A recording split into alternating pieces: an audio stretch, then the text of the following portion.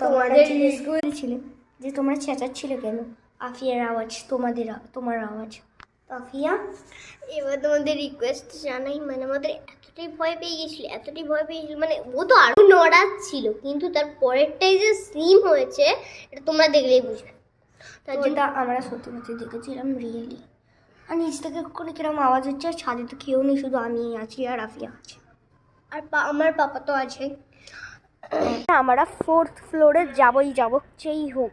ট্রফিয়া যাবো। এইটা ফ্লোর, আমরা এখন 3 ফ্লোরে যাচ্ছি। এমনিতেই আমাদের সাহস নেই, আমরা যেতে পারবো না।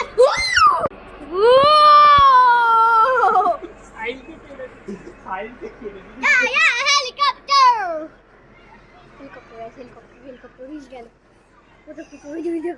নিচে নামছে, তারপরে নামবে।